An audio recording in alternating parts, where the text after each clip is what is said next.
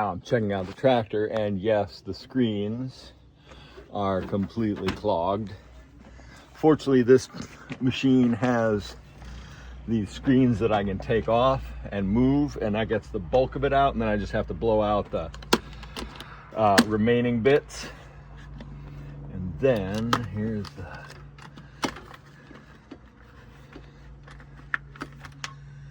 air cleaner. Oh, come on.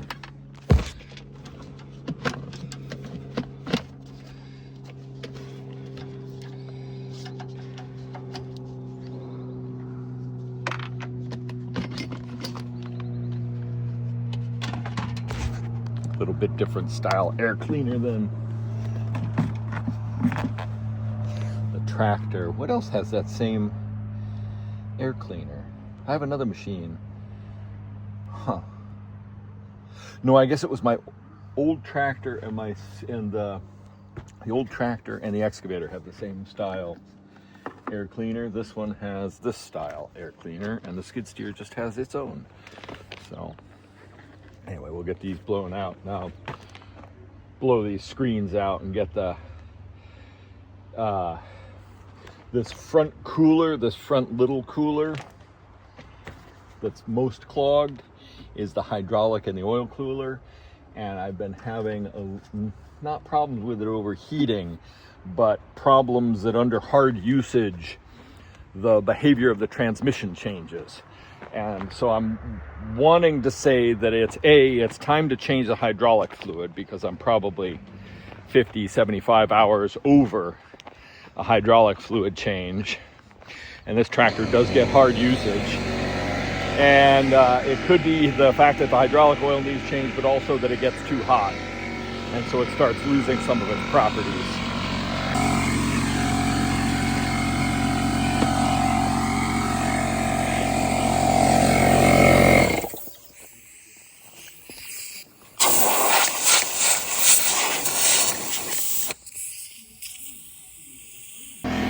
Yeah, that may be a little bit of an issue on the main radiator. A little bit of dust and stuff there. So that's good. I'm getting it cleaned out, because definitely don't want that packed in.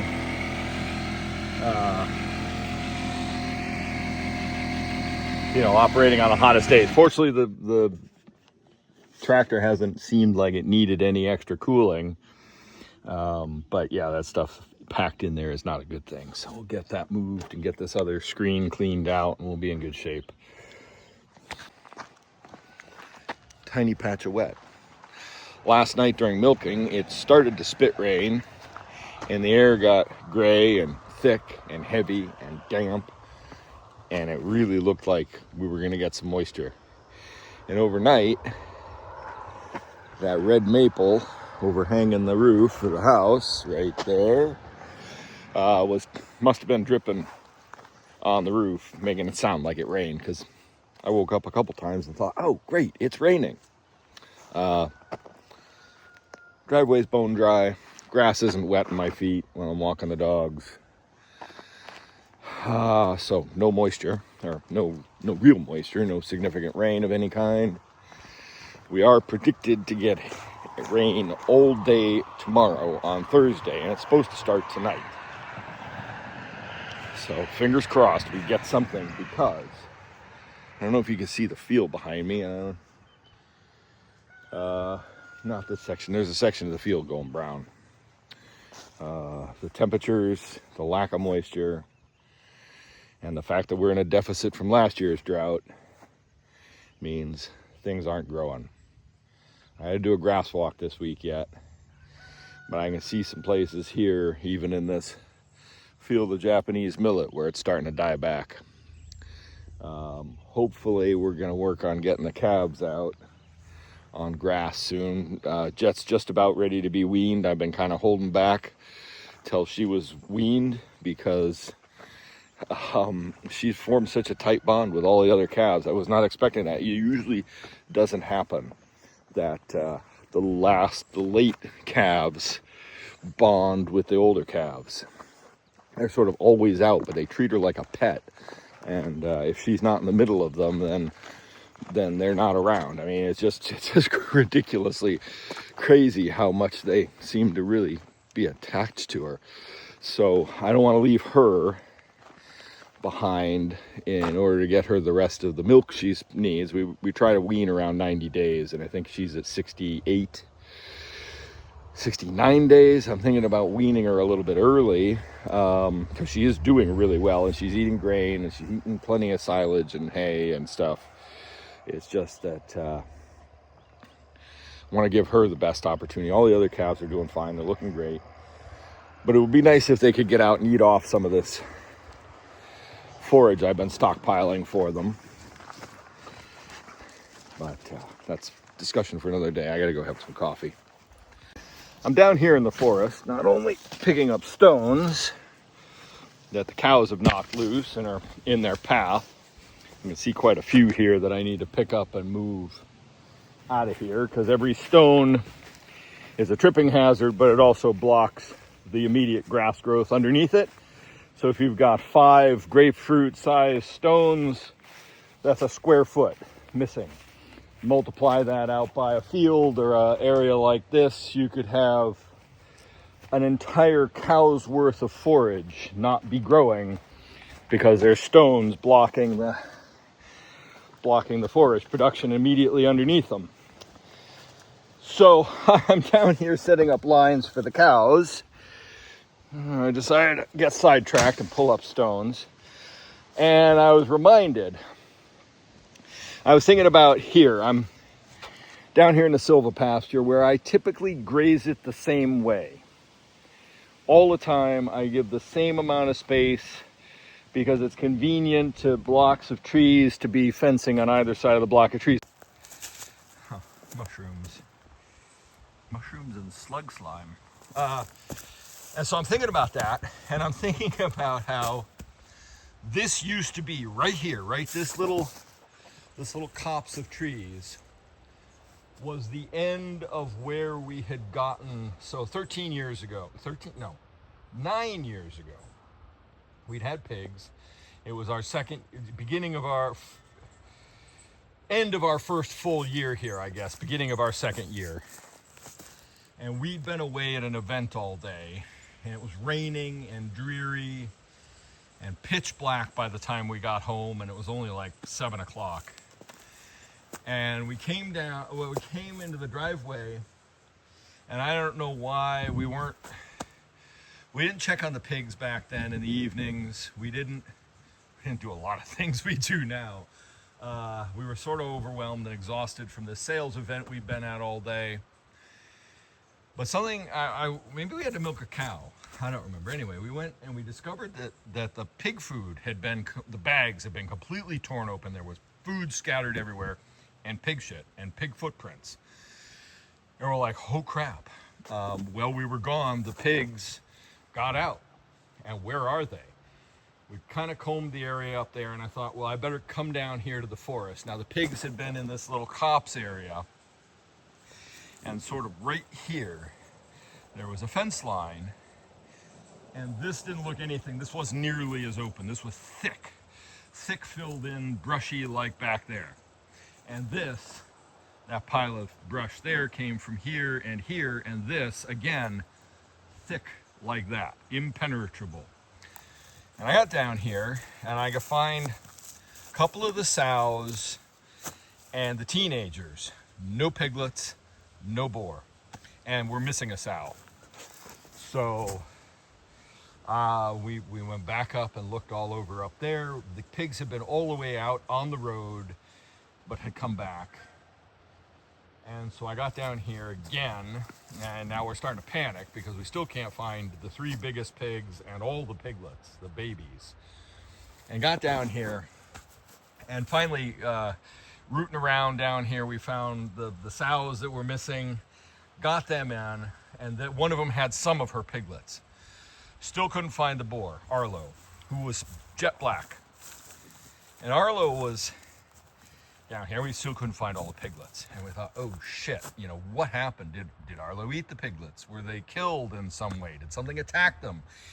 He looks like a bear. Is he, someone come through and shoot him? What, just all sorts of things race through your minds when you're having a livestock emergency, and there are all these unknowns. And again, this didn't look as open as this. There were lots of places for hiding and nesting, and that was just wild over there. Just nothing. You couldn't see. You couldn't move through it. And I had managed to wend this fence line through what was fairly dense brush right here. There was no gate there. There was no lane. It was raw land. And I was walking the perimeter of the fence to make sure it was hot and make sure it was all set once we got the sows and the pigs and the teenagers in. And I heard a grunt over here, just right here. And even with the headlamp on, it was going flat, and using our phone for a flashlight, the headlamp was going dead. Pitch black. Hear these grunts and these little snorts. And I'm looking all over, and I stumble right over a nest of piglets. I think literally right there. Couldn't see them. And then I noticed there's something rather large just behind the piglets. And it's this pitch black boar, Arlo, and thank God. I mean, he had tusks, jetting out of his mouth the size of my thumb, thickness of my thumb, and curled on his face. He could have ripped me to shreds if he decided I was a threat. Couldn't see him at all. And he was there. He had rounded up the piglets and was protecting them in a little nest right here outside of the fence. So I decided we would leave them, and we got a hotline and we ringed it around him so he couldn't wake up and take off. I think he was snoring. I think he was asleep. And the piglets were all there cuddled up next to him. And he was obviously there protecting them. He had probably stayed in the forest while the sows went up and raided the larder, as it were. And just a total miracle that we found them, that they didn't get out on the road, and that Arlo, that was what, we had only had Arlo for, at that point, maybe not even a year, maybe a few months. Well, enough to have 3 months anyway, to have a litter of piglets, or two. And so, it was just, thank God, he was such a good boar, and such an amazing parent, really. I mean, we lucked out with our initial set of pigs that we brought here, and with Arlo and the 2 sows, Jig and Jog, and all the piglets and all the sows we kept were co-parented and looked after the whole herd. And it was just amazing that, now it looks nothing like it did back then. It was just pure thicket, pure impenetrable woodland. And we had this little, thankfully, good outcome and learned about our livestock, that Arlo was going to be an amazing parent, an amazing boar to father all these piglets that we used to raise, and that he would protect them and hunker down and make a nest for them and keep them with him. And the next morning we got up and we opened the fence, and he wandered right in, and the piglets followed him, and we were a lot more careful going forward. But that was one of those narrow escapes that we really lucked out, that the piglets were all alive and all safe, and nobody got lost, and nobody got hit out on the road, and they didn't wander further into the forest. Now, we had pigs go all the way to the river once, almost. Well, they didn't make the river. They made the bridge down here and rooted up some stuff still in the middle of our property. There was a couple of times, a couple of different sows decided they would rather take the hit from the electric fence and wander all over the place. They got moved on pretty quick. You can't have, I think there's a picture right here somewhere, after I'd opened it up, but before it was lush like this, a sow and her piglets, she stopped to let them nurse while she was wandering around. Anyway, that's the sort of thing that runs through my head as I still look around and see all of this stuff that needs to be cleared, and this brush that still needs to be picked up, and all the things I haven't been able to do in the winters. Because I used to come down here and work all winter. This was my well, if I wasn't on a job off farm work, then I was down here chipping and cutting and clearing and making things work so that we could get these pastures brought back and revitalize everything so we could start getting more food for the cows that we were increasingly reliant on. And it's getting better down here, but like this stuff has been here for 3 or 4 years, maybe longer, 6 years. We got the excavator in 2020, and that's when I started pulling stumps down here and bringing together these brush piles. And since then, it's been too wet, either too wet in the winter or too cold and too windy. And with these trees and stuff blowing around, I don't like to be down in the forest in a bitter, cold, windy day unless I absolutely have to be. So, don't know what this winter's going to bring. But I'm hoping that I can get some of this clearing work done, because if this brush wasn't here, these piles, that's more grass that we can grow. We can improve this land. I'm also thinking that it's because I have to do this fencing. This permanent fencing has got to go in here. This temporary line that I've got stretched around the perimeter is falling down in places. I keep having to put it up. I keep having to fix it. The posts bend over like this. So what I'm doing today is I'm setting up the next grazing cell for the cows. Well, it's the Doldrums right now, right? We're in between first and second cut. I still have some first cut. I'm waiting to find out about a couple of fields in the neighborhood here.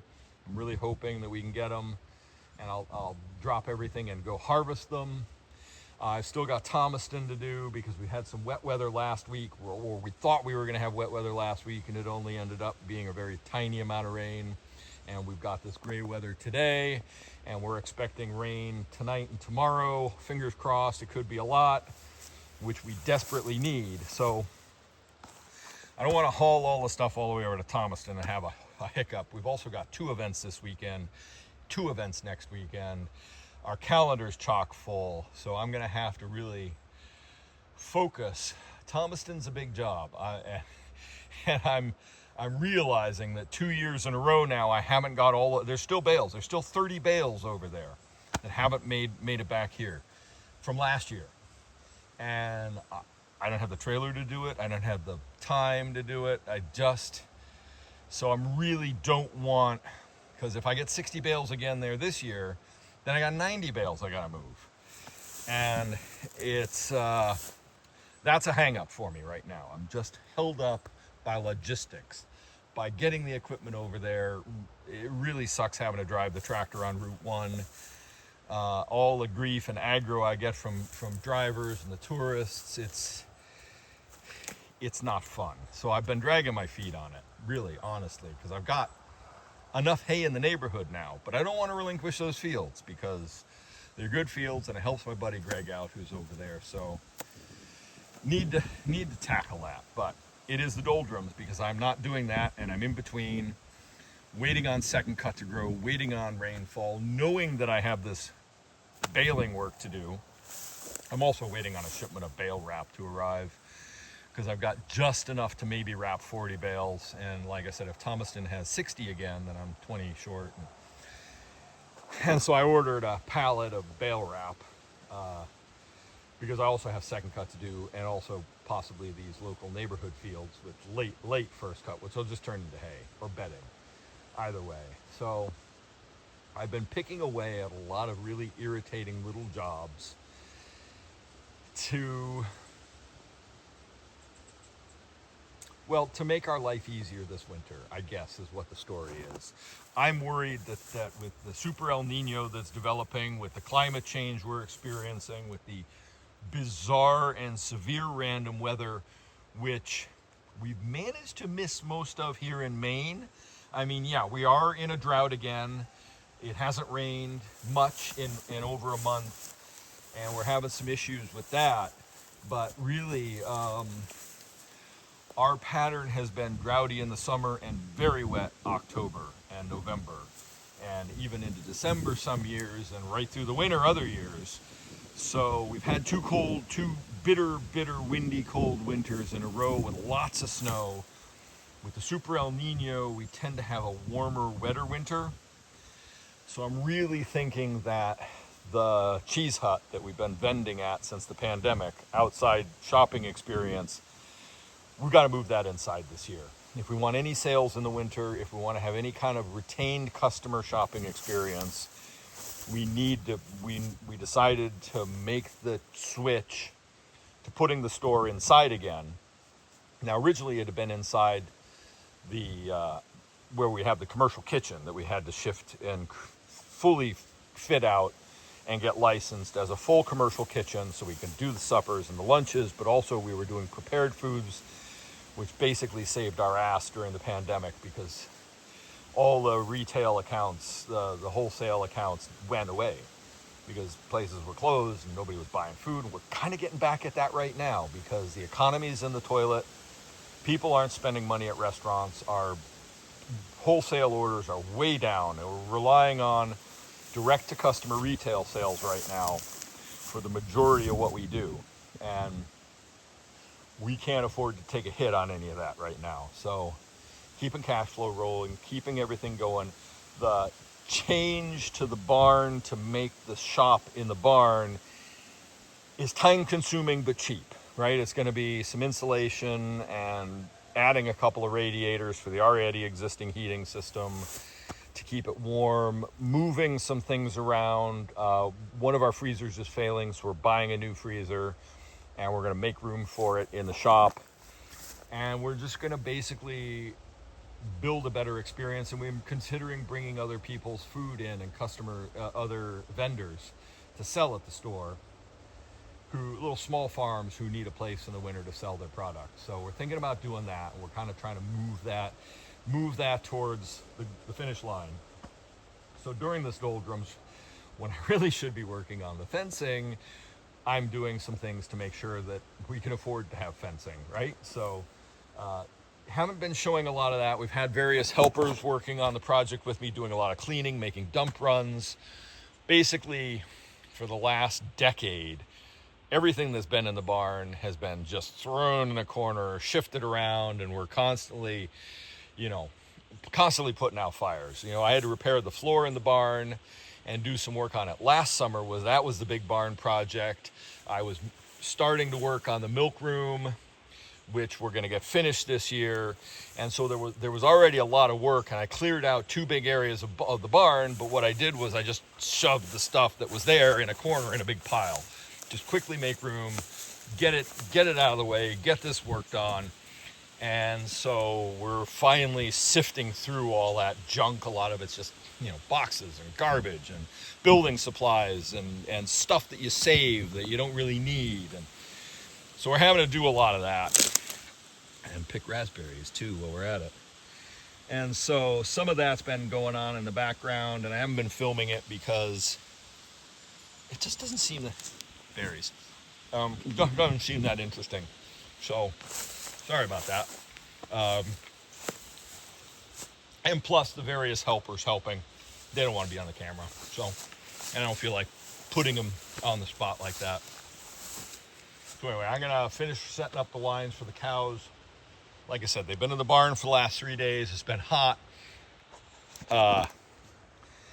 Their milk volume is tanking because they're on the worst quality silage we have, because the idea was to feed them the silage as a buffer and still have them graze.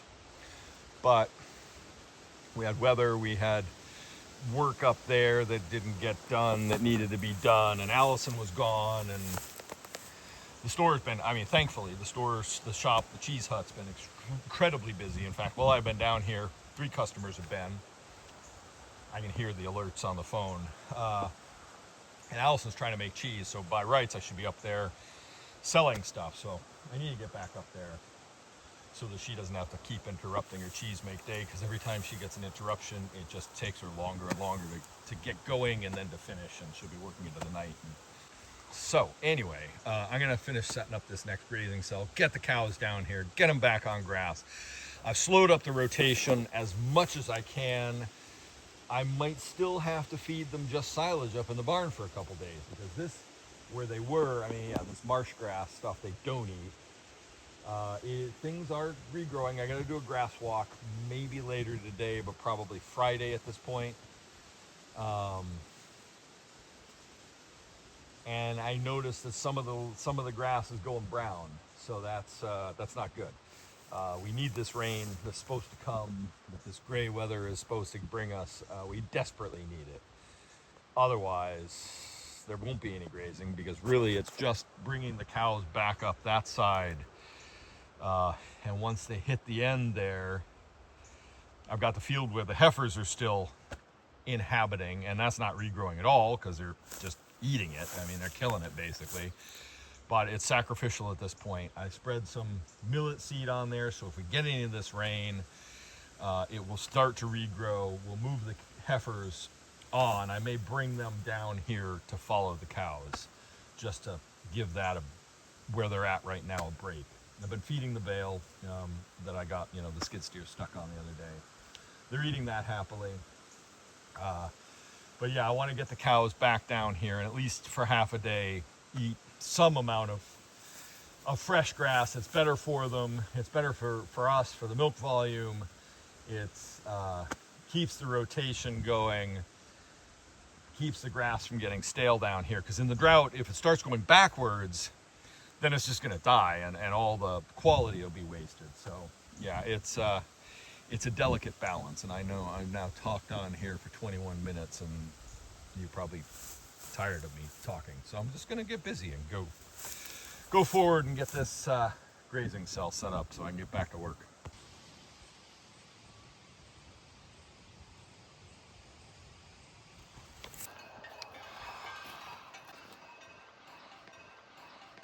Well, they didn't hang around. They saw me come to the top of the hill, open the lane, and they all bolted down the hill. So they don't know where they're going. They don't know that there's not that much there, but they're going to get there. One of the other things I did, just figured you didn't need to see more manure shifting, as I pulled out a lot of the stuff along the line, composted it, mixed it all up. Took the old chicken coop that was there, started to move it. It's just by the excavator, but it tipped over and there it sits. I was just going to try and tuck it into a corner and get out of my way, because there's a possibility I get more wood chip soon, and that area is full for the moment, so I want to have a reserve spot to put chip. But that's for another week, I think. Cows are dealt with. I'm going to go back to regularly scheduled programming. So I'm up here in the barn nibbling away at a project that I've been piecemealing for some time. Now, you've probably seen this space before because we use it to hold our cowside suppers.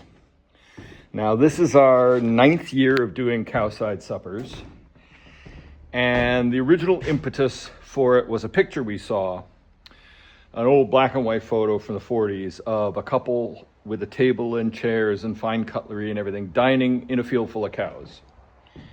You may have seen the photo. If I can find it, I'll put it here. So we decided, yeah, okay, we have an arbor, a beautiful arbor that used to have a very thriving, fantastic grape on it, which the droughty weather has killed. And we used to have one big table, and we'd have 20 guests, and we'd sit at the table under the arbor in the glorious summer sun once a month and have dinner for 20 guests. So cowside suppers were born. And over the years, they become wildly popular.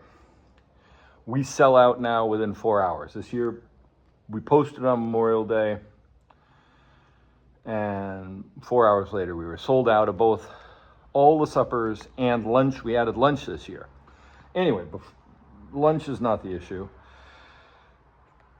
We used to hold them outside, and it was a lot of work setting up tables and chairs and tents and things in case the weather was going to be bad and there was wind and there was issues. But we worked it in the arbor until the pandemic.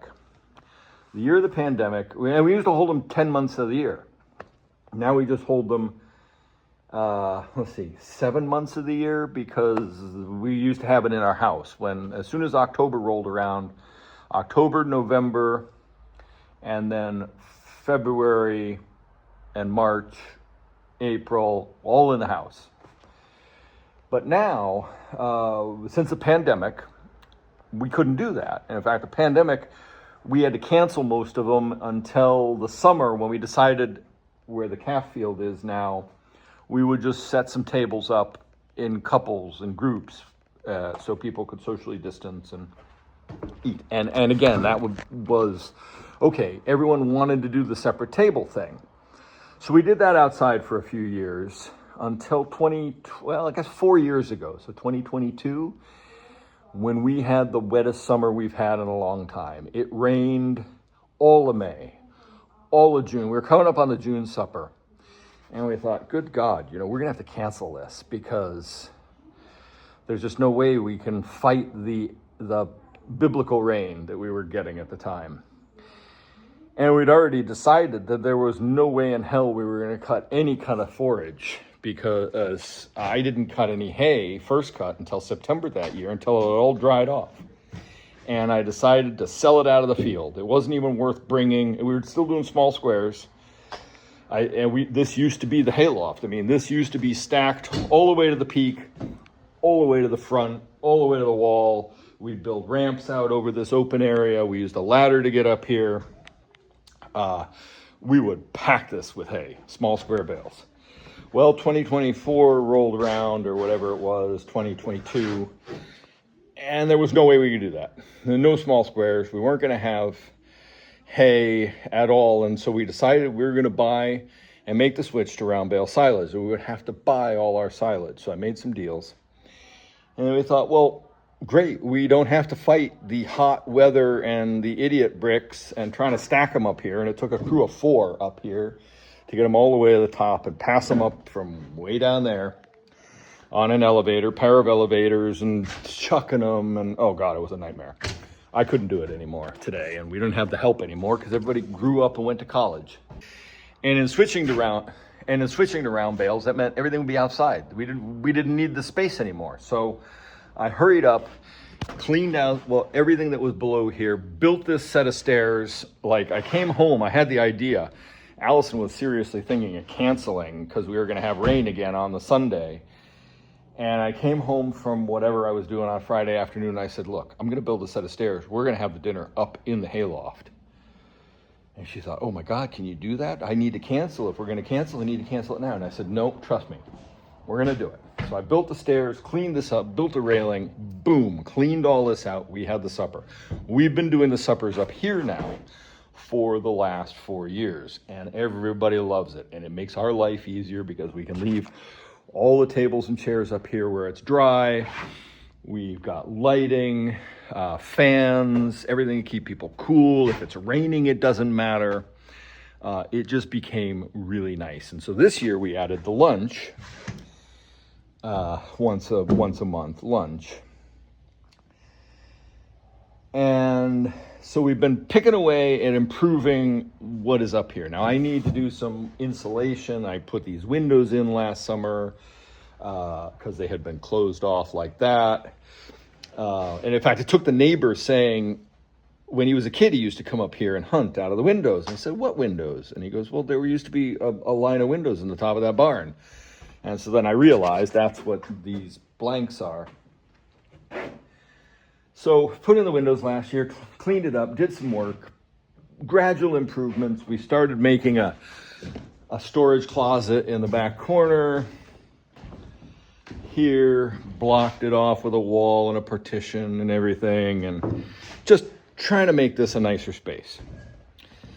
Not quite a restaurant, still keep it funky, still keep a farm. I mean, we've got swallows' nests above the light fixtures. The fledglings were there in the last lunch, and people were really thrilled that the swallows were flitting around over their heads and feeding their young. It was great entertainment.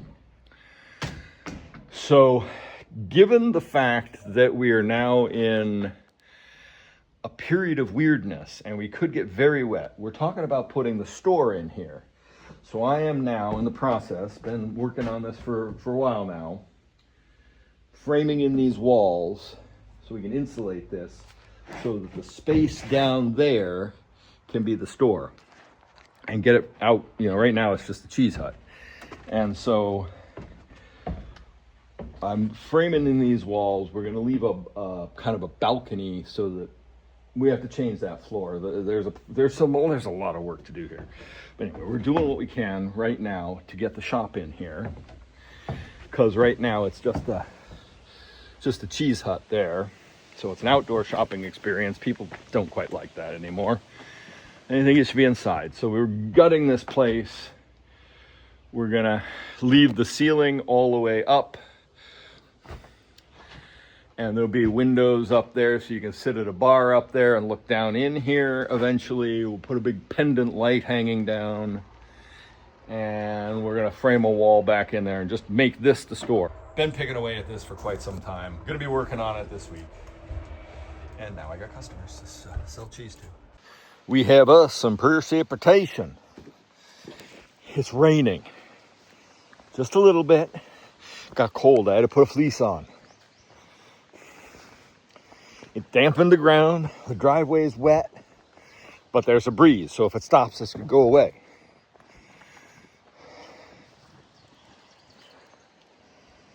Fingers crossed it keeps going. Look, coming off the gutters. In fact, I should attach that pipe so it fills up the pond. All right, I got to dress down the cows area with some shavings while they're away in the field, down the hill grazing.